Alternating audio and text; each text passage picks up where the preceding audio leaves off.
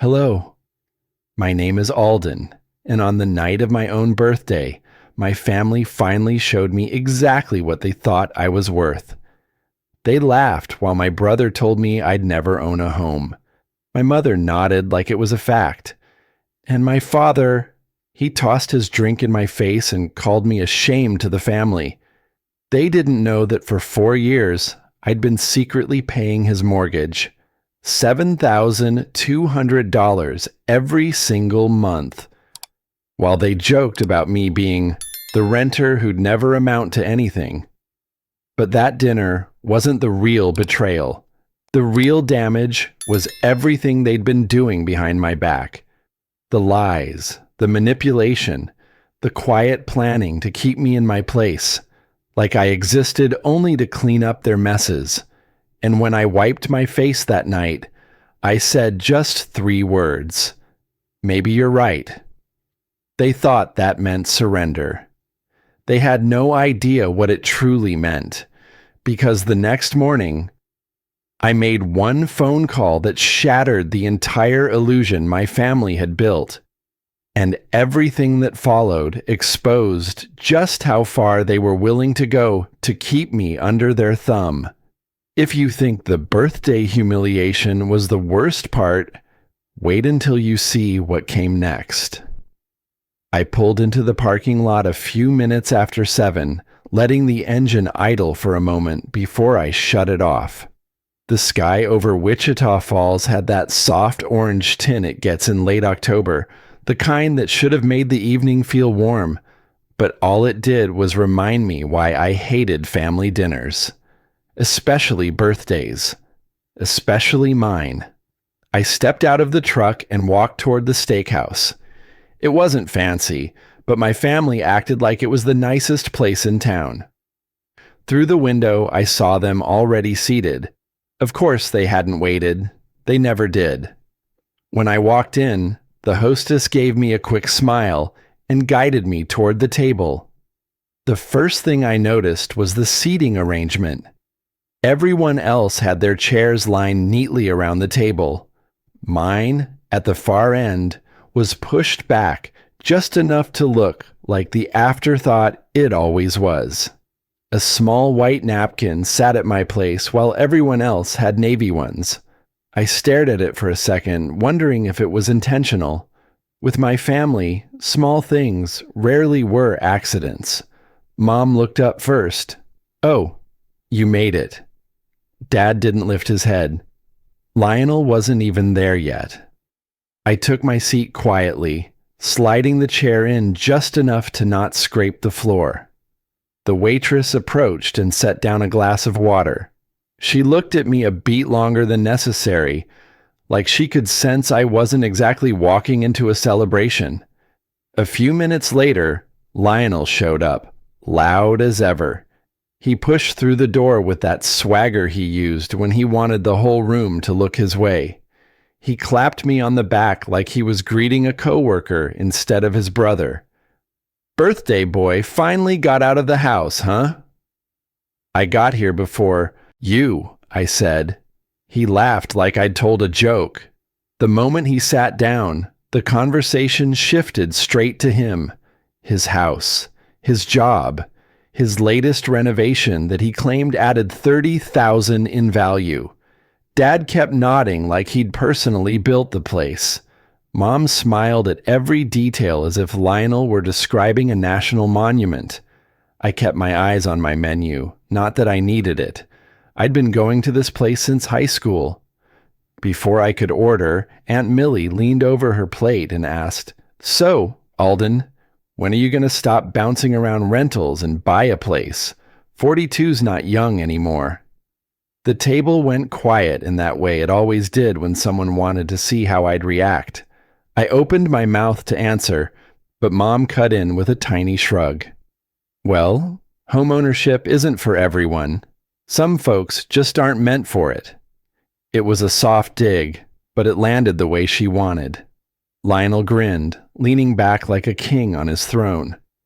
"Hey, no shame in renting, right? It's practical for some people."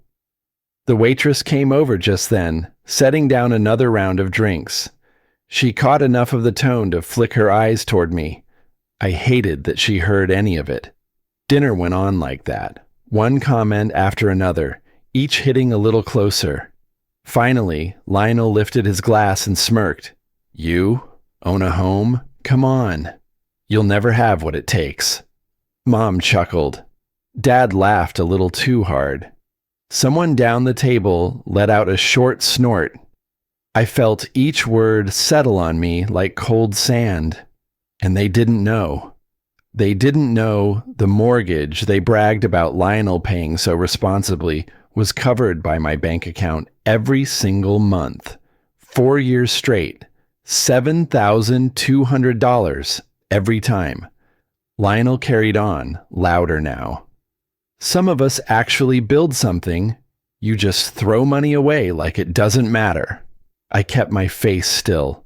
Inside, something tightened. My hand curled around the white napkin, and I felt the fabric tremble against my fingers. Then he leaned forward, close enough that I could smell the wine on his breath. People like you are the embarrassment of this family. Dad laughed again, tipping his drink, and a splash of it landed directly across my face. He froze for a second, then shrugged like it didn't matter. Mom didn't even flinch. Someone laughed, then another. It was small, quick, but loud enough to slice through me. I lifted the white napkin and wiped my face slowly. When I finished, I set it back down and looked at each of them one by one. Maybe you're right, I said. The whole table stilled. They weren't sure what I meant, and I wasn't about to explain. I stood, pushed the chair in carefully, and left the untouched slice of cake behind.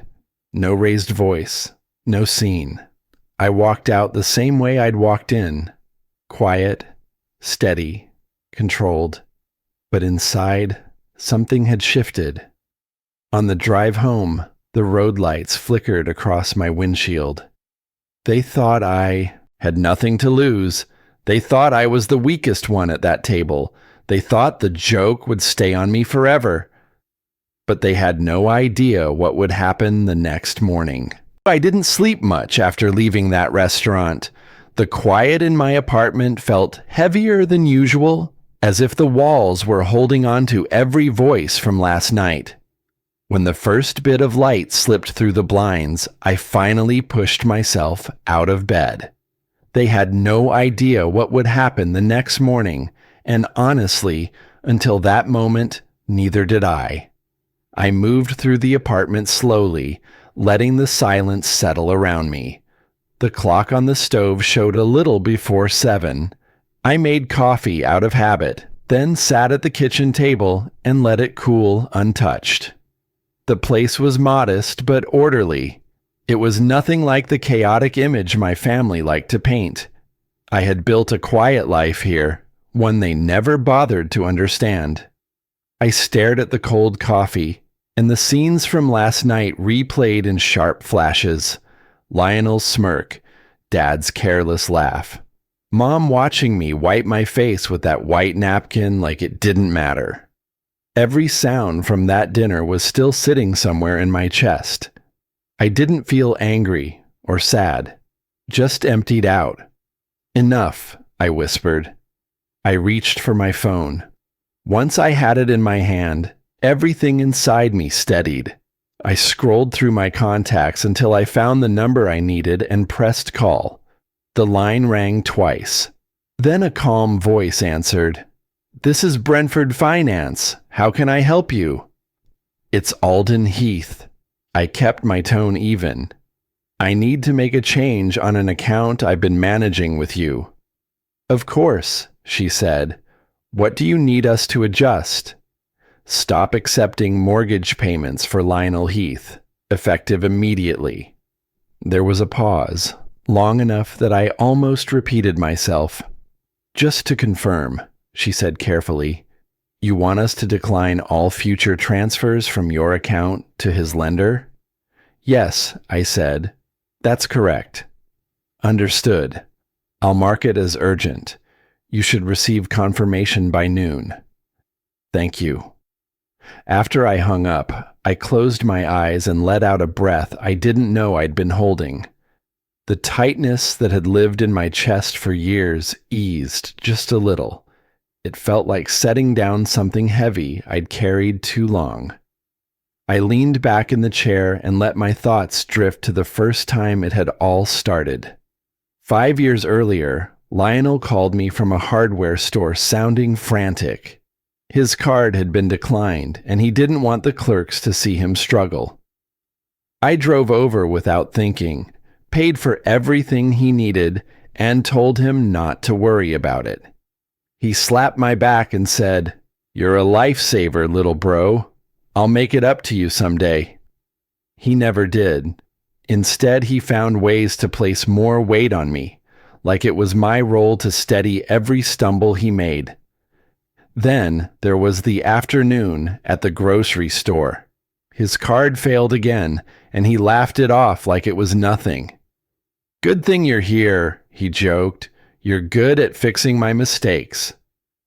I didn't know it then, but that was the moment the roles locked in place. I wasn't a brother. I was his backup plan. The memories faded and the quiet of the apartment returned. I stood up and walked onto the small balcony. The neighborhood still felt calm, untouched by the storm my family always carried. The air was crisp for October, and for a second it helped clear my mind. I used to think helping Lionel was keeping the peace, that if I stepped in, the family tension would stay low. But all I had done was give him room to mistreat me without consequence. I'd been the buffer they all leaned on. Another memory surfaced. A Christmas dinner 3 years ago. Mom asked me to step into the hallway. Her voice dropped to a whisper. "Just try not to embarrass Lionel tonight. He's under a lot of stress. Your behavior affects him." That was the moment I understood. I wasn't being asked to help out of love. I was being told to stay small so he could shine brighter. The sting of that whisper landed again, sharper now. I leaned on the railing and let the cold air touch my face. "Never again," I said quietly. I went back inside, pulled my laptop onto the table, and opened my financial ledgers. Line after line showed the work I'd done, the properties I maintained, the accounts I had built slowly and carefully. None of it matched the picture my family held of me. For the first time, I didn't feel guilty for pulling support from Lionel. Not even a little. If anything, I felt grounded. I closed the laptop gently, knowing exactly what was coming. Lionel would panic the second the mortgage bounced. Mom would call, whispering disappointment. Dad would insist I was ruining the family harmony. The accusations were easy to predict, but I wasn't stepping into that fight unprepared anymore. By the time the morning light filled the apartment, I felt a steady calm settling through me.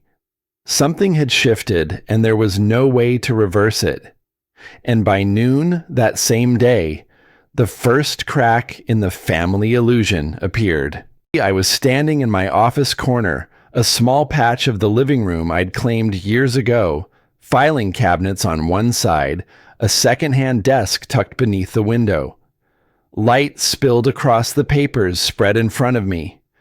Bills, contracts, old statements. I wasn't reading any of them. I was sorting with my hands, but my mind was elsewhere, waiting. I'd made the call that morning and told them to stop paying Lionel's mortgage from my accounts. I thought I might feel guilt or fear, but the only thing I felt was the quiet. And in that quiet, something unfamiliar settled in. Control. My phone stayed next to me, screen up. I checked it every few minutes, though I didn't need to. If it rang, I'd hear it. I just wanted to be ready. At 12:14 p.m., it vibrated once, then stopped. Missed call, Lionel. A second later, the screen lit up again. You have one new voicemail. I stared at it, then tapped play. 17 seconds. Lionel's voice came through first, frantic, agitated. If he stops paying, I'm screwed. My credit's already trashed. Mom better fix him. There was a pause, then another voice, quieter but unmistakable. My mother. He always ruins things. He needs to remember his place. The message ended. I stood there, motionless, not angry, not even surprised, just quiet again. My mother. The woman who once read bedtime stories and told me I was her gentle son. Her voice in that voicemail wasn't gentle. It was tired, sharp, and cold. I hit play again and again. I wasn't shocked by what was said. I was stunned by how normal it sounded between them. Like they'd said things like this before.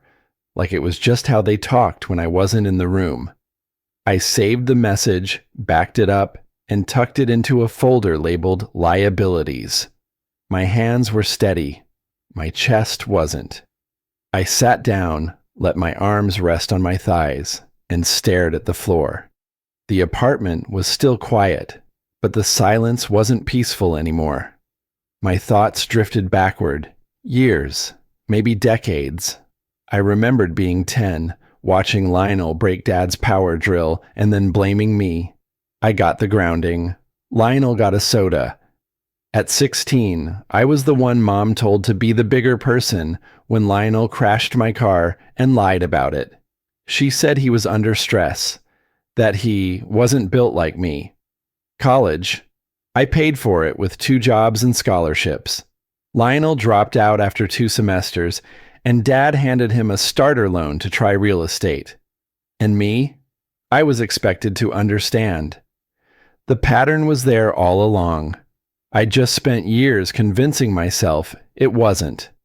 I opened the family group chat out of habit. It was mostly used for holidays and birthdays. Lionel's birthday last month had blown up. Photos, voice messages, even a little video my aunt made using old baby pictures. 24 messages in total. I scrolled to today. Nothing. No happy birthday, Alden. No joke. No emoji. Not even a thumbs up. They didn't forget. They just didn't care. I whispered, they couldn't even pretend. It didn't hurt like I expected. It just landed flat. Like a final answer to a question I'd stopped asking. I got up, walked back into the kitchen, and sat where I'd started the day. The coffee from earlier was still on the table, colder now. I didn't bother replacing it. I wasn't part of their family. I was part of their convenience, the helper, the fixer, the one who didn't make scenes. And then I remembered something else, something small I'd filed away and forgotten. 3 years ago, Lionel handed me a folder and said, "It's just for the insurance company. If we both sign, we get a multi-property discount. Just need your name for processing." I didn't think twice back then. We were in the middle of Thanksgiving dinner. He was charming. I was tired. I signed. I got up, walked back into the office corner, and dug through my old financial records. Took me 15 minutes to find it. A homeowner's insurance policy. Owner, Lionel Heath. Mortgage payer, Alden Heath. My signature sat neatly at the bottom, like a trap I'd walked into willingly. I read the fine print again, slower this time. If there was damage to the house, fire, flood, anything, I would be liable. Not Lionel, me. He'd made me not just the financial mule, but the fall guy. I held the paper in both hands. It didn't shake. My face didn't twitch. I whispered, I wasn't just paying for the house. I was set up to take the fall. That sentence felt like a key turning in a door. I pulled out my laptop and began creating a file. Scanned the insurance document. Added the mortgage statements, the payment logs, screenshots of the texts where he'd asked me to cover this month or just until I close this next deal. Then the voicemail. Everything went into one folder. I labeled it Truth. If they wanted a storm, I'd bring thunder. And just when I thought I had seen enough, the next call showed me exactly how far they were willing to go. The phone rang at 5:42 p.m., just as I was folding up the last file and reaching for a glass of water. I didn't recognize the number at first. It was my mother's landline, the one she only used when she wanted something to sound more formal. I let it ring once, twice, then picked up. "Hi, sweetheart," she said. Her voice was sweet, syrupy almost, like a spoonful of honey left too long on the counter. "Are you feeling any better after the party?" The question felt like a trap laid in silk. I kept my tone flat. "I'm fine." "Oh, good," she replied too quickly. It was such a surprise, you know. Everyone just wanted to make your birthday special. I didn't respond. She filled the silence. "Your brother's been beside himself all day. He's panicked, poor thing. He said if you really stopped helping with the house, everything might just collapse." That was it. The slip. She didn't realize what she'd just admitted, that they all knew, that this wasn't some misunderstood arrangement. They were aware of my payments, and worse, they depended on them. Her voice shifted ever so slightly, irritated. Not with Lionel, with me. I said nothing. Just let the quiet stretch. There's a power in silence when you know exactly what the other person's trying to hide. After a pause, she softened again. "Why don't you come over this evening? Just us. Talk things through. It doesn't have to be messy." But the way she said it, talk things through, it didn't feel like an invitation. It felt like a summons. I could have said no. I almost did, but then I remembered something. I hadn't seen them react in person, not since the shift began. "All right," I said. "I'll be there in 20. She seemed surprised. "Oh, wonderful. We'll be waiting." I grabbed my jacket and keys and stepped outside. The sun was starting to dip, casting long shadows on the pavement. The air had cooled just enough to make the wind feel sharp. By the time I pulled into my parents' driveway, the porch light was already flickering. Same broken bulb that hadn't been fixed for years. Funny how everything Lionel asked for got done the same week. But the light I once asked Dad to fix, still flickering. His truck was already parked out front. I sat in the car for a moment longer than I needed to, then got out and headed up the steps. The door opened before I knocked. "Come in," my mother said with a tight smile. "We're just getting settled." Inside, the house felt staged. The living room had been straightened up. No mail on the side table. No newspaper half folded on the couch. The chairs were arranged in a semicircle, like some kind of support group. The lamp that used to flicker had been replaced. Dad nodded without looking me in the eye. Lionel stood near the mantel, arms crossed like a bouncer outside a bar he didn't own. It felt like an intervention. But I wasn't the addict. I was the obstacle.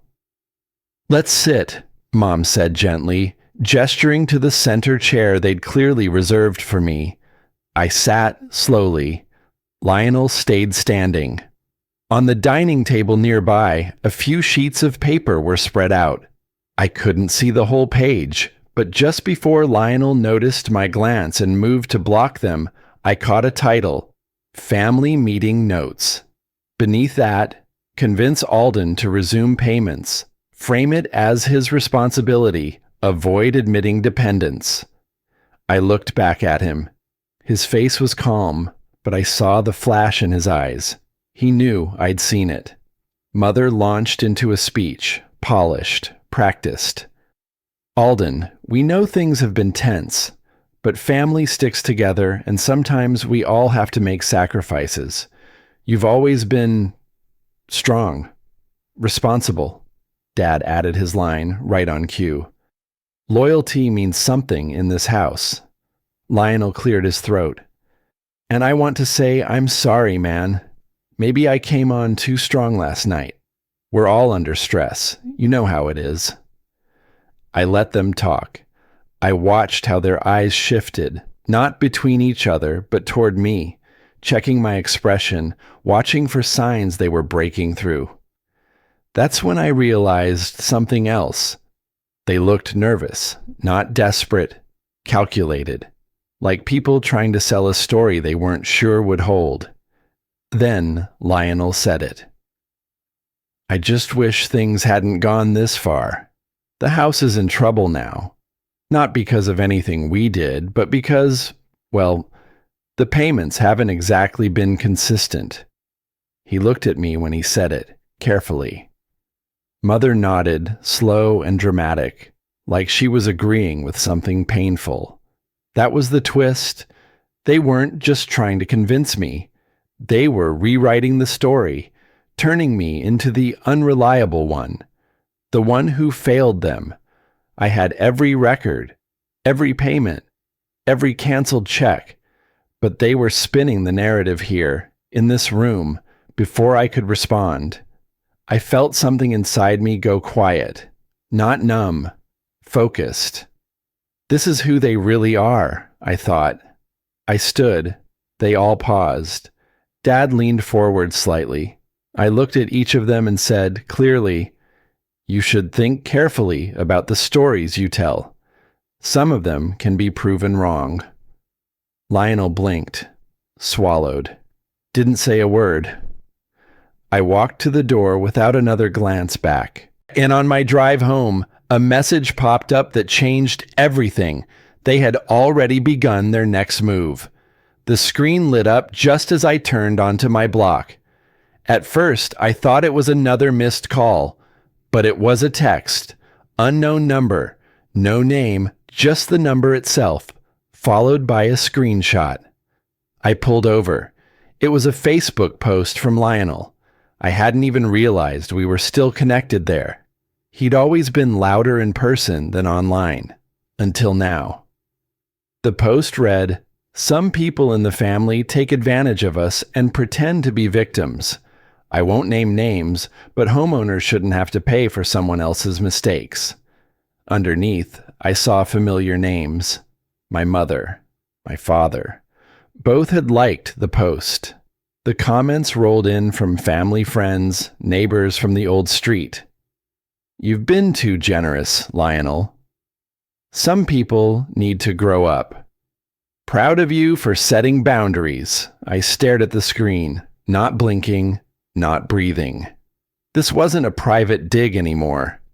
This was the beginning of something public, calculated.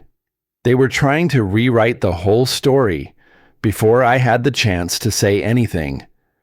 By the time I got inside my apartment, it was after midnight. I didn't even bother undressing. I lay on the couch, phone on my chest, eyes open in the dark.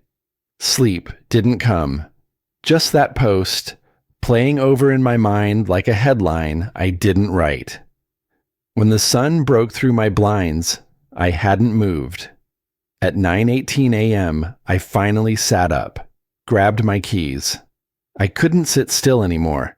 I needed a space where I could think. I decided to head to my office. No one would be there on a Sunday.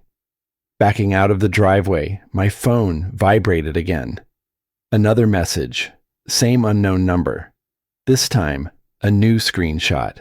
Same post from Lionel. This one with even more comments.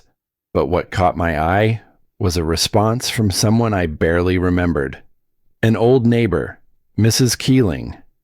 She used to give out homemade popcorn balls at Halloween. She commented, "Is this about your brother? I thought he helped you a lot." Lionel had replied minutes later, "Don't believe everything you hear." That was it. No denial, no defense, just a nudge, a redirect, like always. I pulled into a grocery store parking lot and put the car in park. My hands weren't shaking, but I could feel the heat in my chest. Not anger, something colder. Disbelief. They don't see me as family, I thought. They see me as a fallback plan, a wallet.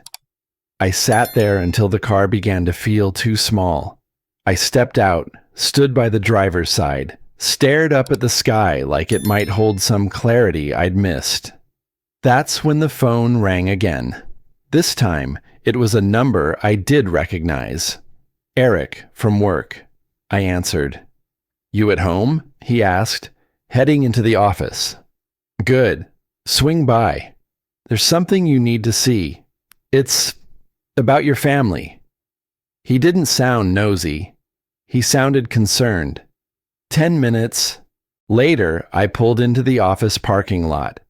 The lot was mostly empty, except for Eric's truck parked near the side entrance. He was leaning against the hood, arms crossed, phone in hand. I got out and approached him slowly. He looked at me without smiling. "You okay?" "No," I said. "But I'm here." He held up his phone. "Look at this." It was another screenshot, this time from a neighborhood HOA Facebook group, one I didn't even know he followed, a post from my mother. Some people shouldn't be trusted with money or property. They destroy everything they touch, no matter how many chances you give them. The comments were vague but telling. "You always did too much for them. Hope they finally get help. Family or not, you gotta protect yourself." I didn't speak. Eric lowered the phone. "This isn't just family drama anymore, Alden. They're putting this out where people we work with can see it. People who trust you. People who hire you." I nodded slowly, not because I agreed, but because I couldn't trust my voice not to crack. We stood in silence for a while. The wind picked up, kicking leaves across the pavement. Then I sat down on the curb. It all hit me at once. The years of rent, the lies at every dinner table, the fake apologies, the twisting of truth, the silence on my birthday. And now, this public campaign to make me the villain in their version of the story. I stared at the concrete and whispered, "Why wasn't it enough?" Eric sat beside me but didn't say anything. He let me sit in that silence. A different kind of silence. Not the one I'd been fed my whole life. This one wasn't loaded. It wasn't performative. It was just space to breathe. After a while, he said quietly, "You don't have to take this." I turned to him. "You don't owe them your name, or your money, or your silence." His words settled in slowly. I nodded once, then again. I stood. I wasn't shaking. I wasn't crying. I wasn't smiling either. But something had clicked back into place. "If they want a story," I said, "then I'll give them the truth." I walked toward the building, the sound of my steps sharper than the wind. And just before I reached the door, my phone buzzed again. A new notification. The next move was already on its way. I felt it before the notification even fully loaded, like the air had shifted around me. Still, I pushed the thought aside and kept walking into the building. I needed to move forward with whatever strength I had left. Sitting back and hoping things would settle on their own had never worked with my family. This time would be no different. Inside the office, everything was quiet. Weekend quiet. I could hear the humming of the overhead lights and the distant elevator settling somewhere above me. For the first time in days, my mind didn't feel foggy. I knew exactly what needed to happen. Gather proof. Sort every record. Show the truth. Let the facts speak louder than Lionel's stories. I headed toward my desk, already thinking through which files to pull first. But before I even reached the chair, my phone buzzed again. An email. Subject line, urgent, HR request. My stomach tightened. I tapped it open, concerning recent allegations. I froze where I stood. The message went on to say HR had received a complaint about me late the previous night. Something about financial dishonesty and aggressive behavior toward family members. A voicemail had been sent in as evidence. I already knew what that meant. They'd done it. They'd taken the voicemail from Lionel and my mother and cut it apart, slicing out their own words and leaving only the parts where I was silent, making it look like I'd said something awful and then hung up. My own family had sent that to HR. I sank into my chair, the weight of it hitting all at once. A meeting was scheduled for Monday morning. My career, something I'd built piece by piece, without their help, without their praise, was now sitting under a cloud they created. I closed my office door, not even bothering to turn on the light.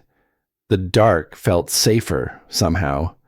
I rubbed my face with both hands and whispered, "They want to destroy me." Saying it aloud made it real and terrifying. I must have sat like that for several minutes before I heard a soft knock. "Alden?" Eric's voice. I hesitated, then opened the door. He stepped inside slowly, studying my face. "You don't look good," he said gently. "What's going on?" I handed him my phone. He read the email, and I watched his expression change from confusion to anger. "They're trying to paint you as unstable," he said quietly.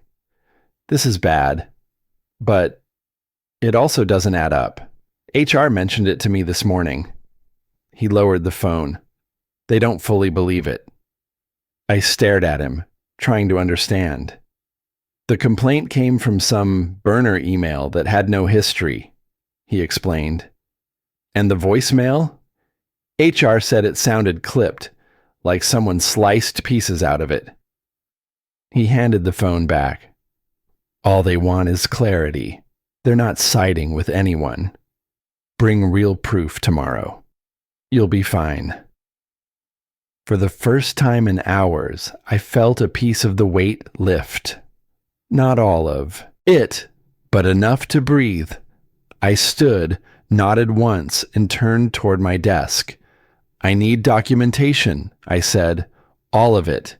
Together, Eric and I spent the next hour pulling every receipt, every bank statement, every insurance policy, every text Lionel ever sent me asking for money he promised to pay right back. I printed them, stacked them in order, slipped them into a binder. Then I backed everything up onto 2 drives, one for HR, one for myself. Eric didn't judge. He didn't ask questions I couldn't answer. He just helped, quietly. The kind of friend you don't realize you have until life forces you to see it. When I finally stepped outside, the afternoon sun was bright enough to make me squint. I climbed into my car, took a breath, and pulled out of the lot. The drive home felt longer than usual. Not because of traffic, but because every mile gave me more time to realize the depth of everything they'd done. My own mother, my father, my brother. "They used my birthday to humiliate me," I murmured, "and now they're trying to destroy my job." My hands tightened around the steering wheel, not shaking, just holding on. When I finally pulled into my apartment complex, I felt heavier than when I'd left. I parked, grabbed the binder, and climbed the stairs slowly. Inside, I closed the door behind me, leaned back against it, and exhaled. Then my phone buzzed. A text message from Lionel. "You should have kept quiet. This is on you." I stared at the screen for a long moment, longer than I should have. Then something settled inside me, something cold, something steady. "No more," I whispered. I set the phone down. I placed the binder on the table, and I began planning the next move, the one that would shift everything in Chapter 7. Before the night was over, they crossed a line that guaranteed everything would explode. I stood in my kitchen, the binder of documents still spread across the dining table like a war map. Receipts, Texts, policies, bank transfers, every sliver of proof I had. For once, I wasn't pacing.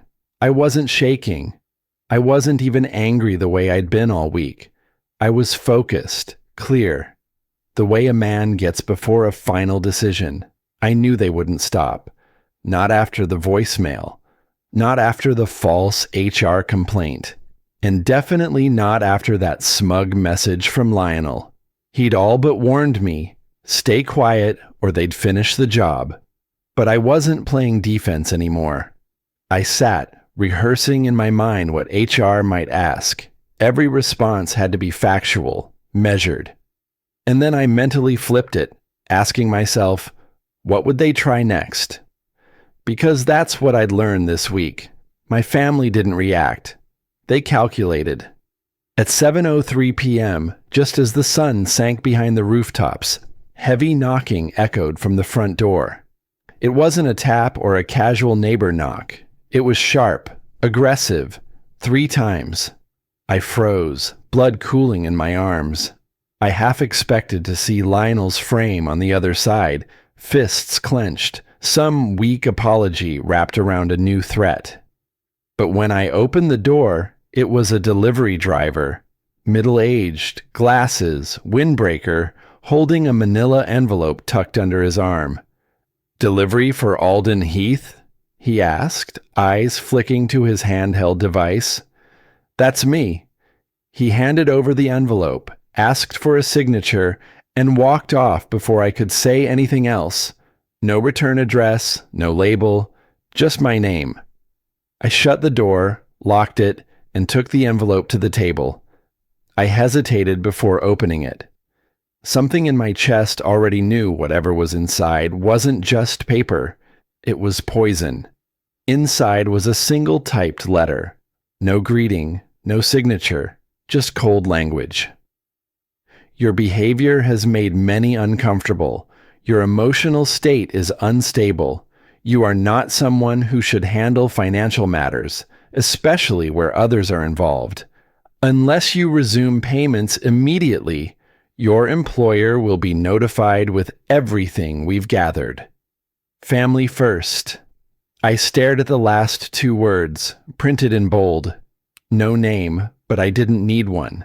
That phrase, family first, had been Lionel's favorite line for years, usually said right after asking me to cover a bill, or when Mom wanted me to fix something quietly. This wasn't a plea. It was blackmail. They'd moved from manipulation to open threats. And they delivered it like a business memo. I took a photo of the letter and uploaded it to the secured folder I'd been building since yesterday. Then I whispered to myself, more to remind than to affirm, they think I'm still the quiet one.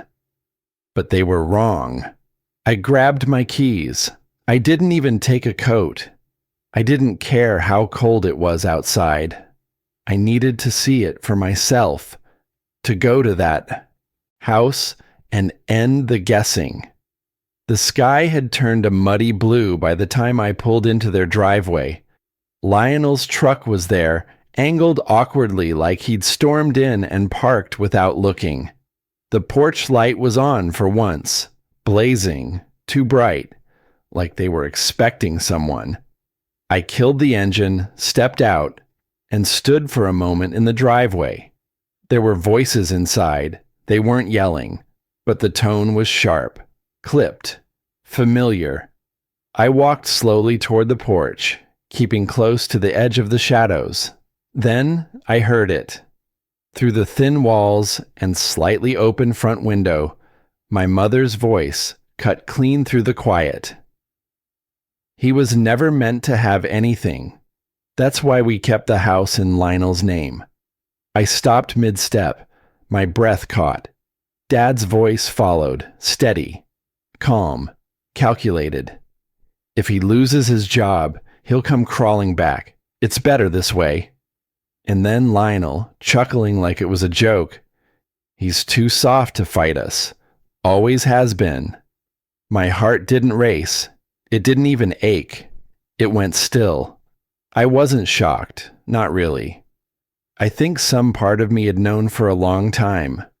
But to hear it out loud, to hear them speak so plainly about how they'd set me up, about how they expected me to fail, to crawl back and apologize for their betrayal, that was something else. I turned around, didn't knock, didn't say a word, just walked back to my car. No more confrontation, no final speech, no dramatic scene. I got in, sat behind the wheel, and stared out through the windshield as the porch light blurred into glare. They didn't just dismiss me. They enjoyed watching me fall. I finally understood that, and understanding it didn't break me. It focused me. "This ends tomorrow," I whispered. I started the car and pulled away from that house for what I hoped would be the last time. Back in my apartment, I didn't collapse. I didn't cry. I backed up every document one more time. I labeled folders. I wrote a short, clear timeline. I set my alarm. Tomorrow morning, I would walk into HR, not with excuses, not with emotion, but with the truth. And nothing they said would be enough to stop what I was about to start. I woke just before 6, the alarm clock silent beside me. I hadn't needed it. My body had beaten the sun to the sky, mind already spinning before my feet hit the floor. The binder sat on the kitchen table where I'd left it, neatly packed, zippered shut, ready. All those nights of doubt, years of silence, every choice to keep the peace, they were all in there now. Itemized, time-stamped, untwisted. By 7:35, I was already in the parking lot of my building. I sat behind the wheel for a full minute before stepping out, just breathing, holding myself steady. I hadn't had breakfast, didn't need coffee. What I felt was sharper than caffeine. I walked into HR at 8:08 a.m. sharp.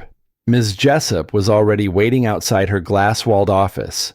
She wasn't the kind to show much emotion, but her face softened a little when she saw me holding the binder. "Morning, Alden," she said gently. "Come in." I sat down across from her, placed the binder on her desk, and said, calmly, clearly, "My family is using this company's name to threaten me. I need to file a report." She blinked, surprised by the directness, but then she nodded. I unzipped the binder and laid everything out.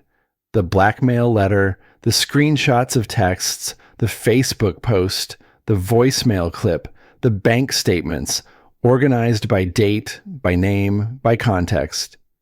She sifted through the pages slowly, eyes scanning in silence. Then her expression shifted, her jaw set tighter, her brows pinched together. "This," she said, tapping the letter, "this is serious, and frankly, disturbing." I watched her scan the voicemail transcript next. "The way they're using language," she muttered. "It's manipulative, strategic." She looked up at me. "You did the right thing documenting all of this, and bringing it forward." I felt a tension in my chest unwind, just slightly. For the first time in days, someone had looked at the same puzzle I was staring at and seen the same picture. She handed me the incident report. I filled it out, signed my name, and handed it back. Then I stood, thinking that might be it. But just as I stepped outside her office, my phone buzzed, again and again. Lionel's name. 10 missed calls. I didn't answer. Then came the first voicemail, already playing through Bluetooth in my pocket. "You idiot. We know you're trying something. Come home now." Then another. "If you ruin this for me, I swear." I ended it before the last word could land. I didn't say anything, just kept walking toward the exit, each step tighter, faster. Out in the parking lot, I'd barely reached my car when Ms. Jessup called out from behind me. "Alden, wait!" I turned. She was walking fast, holding a printout in her hand. We just traced something, she said, winded from her pace. I think you need to know now. She handed me the page. It was an email sent over the weekend from a concerned friend. The body read, I believe Alden Heath is mentally unfit for his role. You may want to evaluate him. His behavior's been erratic. It was signed with my supervisor's name, but the format was off. The signature block was generic, and the IP address came from your family's residence, she said, confirming what my gut already knew. They hadn't just tried to shake me down for money. They forged a mental health complaint under my boss's name to ruin my job. They tried to take my job, I said aloud, voice thin and stunned. I didn't wait to hear more. I thanked her, slid into the driver's seat, and just sat there. The cold of the steering wheel grounded me. Every memory, every birthday spent at their table, every Sunday dinner where I paid for the groceries, every call from Lionel pretending to check in while steering the conversation toward money, flashed through my mind like broken slides. My hand gripped the key, but I didn't turn it. Instead, I whispered, I gave them everything, and they tried to burn it down. 10 minutes later, I started the car. I wasn't heading back to work or home. I was going to the house, not to fix anything, to finish it. The drive was quiet. Even the highway felt emptied out. I passed the same gas stations, the same church where Mom used to take us when we were kids. Nothing looked different, but everything felt changed. By the time I pulled into the driveway, the clock read 9:24. The porch light was off now. Lionel's truck was still there, though, angled as always, like he never cared enough to park straight. This time, I didn't pause. I walked up the path, opened the door, and stepped inside. The voices hit me immediately. You told me the mortgage was covered, Mom shouted. I thought it was, Lionel snapped back. No, you said Alden was covering it. You promised us. I was, but he stopped. Dad's voice thundered across them both. You forged a work email? Are you insane? The kitchen table was a mess of opened envelopes and printed bank notices, red ink, overdue stamps, late fees. It all spilled out like their lies finally catching up with them. I stood in the doorway and said nothing. They hadn't even noticed me yet. Then Mom turned, eyes wide and furious. This is your fault, she spat. He needed your help. Dad pointed a finger at me. If you'd just paid him like you always did, none of this would have happened. Lionel slammed both palms on the table. You ruined everything. I didn't shout. I didn't flinch. I reached into my coat and pulled out the letter, the one they'd mailed to my door. I placed it on the table. Then the forged email. Then the bank statements, highlighting all the transfers I'd made for years. I looked at all three of them, one by one. No, I said, steady as I'd ever been. You ruined yourselves, and you tried to take me with you. They fell, silent. No defense, no excuses. Just the sound of paper shifting under their hands as the evidence stared them in the face. I stepped back. I'm done, I said. This is the last time I ever come here. And then I walked out. No yelling behind me, no chasing, no apology, just the front door clicking shut.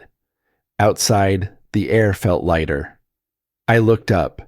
The sky was clear, open, the sun finally above the rooftops, and for the first time in a long time, I could breathe. I didn't go straight home. I took the long way, windows cracked just enough to feel the fall air brushing past my jaw. No music, no podcasts, just the quiet hum of tires on asphalt and the rustling of whatever peace I'd started to recover. Back at the apartment, I locked the door behind me, kicked off my shoes, and sat on the couch without turning the lights on. The sun had already dipped low, coloring the walls in deep oranges. For the first time, the silence didn't feel like a punishment. Then came the knock. 3 soft raps, measured, almost polite. My body tensed. I stood up slowly. I crossed the room, heart shifting into that all-too-familiar rhythm of anticipation and dread. I cracked the door open just enough to see who it was. Detective Rourke. I hadn't seen him since the day Lionel tried to claim I'd hit his car when we both lived in that duplex off Belknap Street.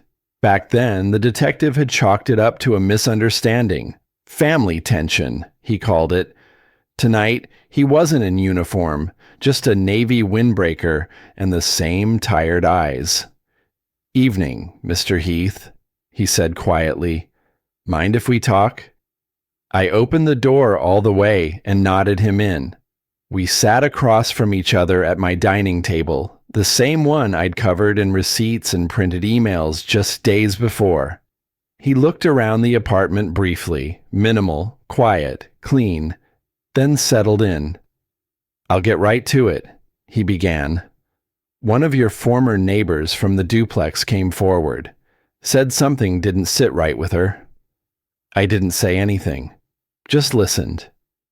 "She remembered a night, maybe a year ago. Your brother was drunk, talking too loud in the hallway, bragging about how you were paying his bills. Said you were too soft to notice."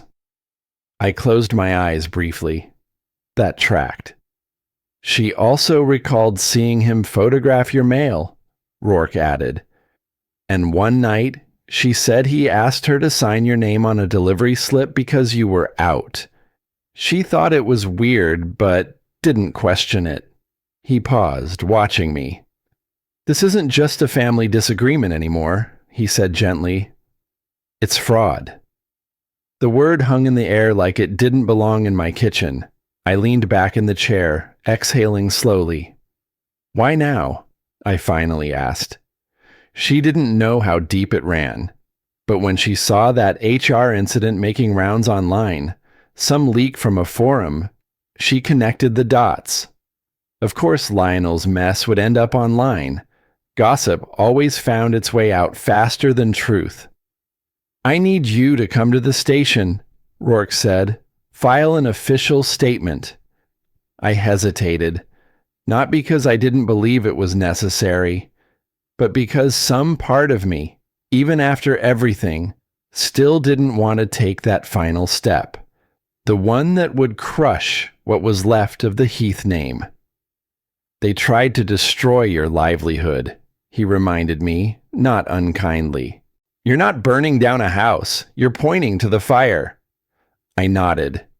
We left 20 minutes later, my coat zipped up, no rush in my step, just steady.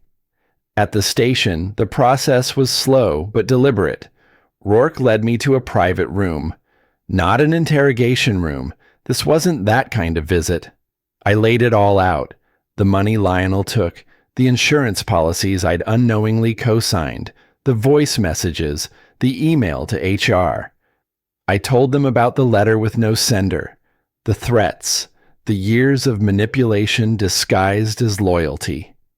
Rourke listened without interrupting, only stopping occasionally to clarify a date or detail. By the end, I felt like I'd been hollowed out and filled with something clearer. He slid the final page toward me. "You're ready?" I signed. As I stood to leave, he spoke gently. "Your brother will likely face charges. Your parents, possibly aiding and abetting, depending on what we find in their statements." I didn't react right away. "They made those choices, Alden," he added. "You didn't." I nodded, swallowing back whatever feeling rose in my throat. Outside, the evening had fully arrived. The sky hung low and quiet, stars just beginning to claim their space above the city. I stood still for a minute on the steps before walking to my car. I didn't head home. I needed elevation. I drove toward the overlook above downtown, the same place I used to go when I was younger and confused. It hadn't changed much. Still a low concrete wall, still a few benches rusted with time. The view below was scattered with golden pinpricks of traffic and streetlights. I leaned against the hood of my car and just let myself be. Then the phone buzzed. It was my father. I stared at the screen, thumb hovering over the red button. I let it ring out. Seconds later, a message appeared. "I'm sorry." That was it. 3 words. I read them twice, then locked the screen and slid the phone into my pocket. Some apologies come too late. Some don't come with change. I didn't need either now. Instead, I reached into my coat. Inside, folded carefully, was a photograph I hadn't looked at in years. Me and Lionel, maybe 7 or 8, both smiling like nothing else in the world mattered. I studied our faces. Innocent. Before pride. Before roles were assigned and loyalties demanded like debts. I didn't tear it, didn't burn it, just folded it back into thirds and returned it to my pocket. Not erased, not displayed, just filed away, where it belonged. I stood there for a long moment, letting the cold slip past the collar of my coat, breathing in whatever this new space was inside my chest. This time, I whispered to no one, "I choose me." The breeze answered softly, rustling the leaves behind me. And when I finally turned, I did so without hesitation. This wasn't revenge. It wasn't vengeance. It was freedom.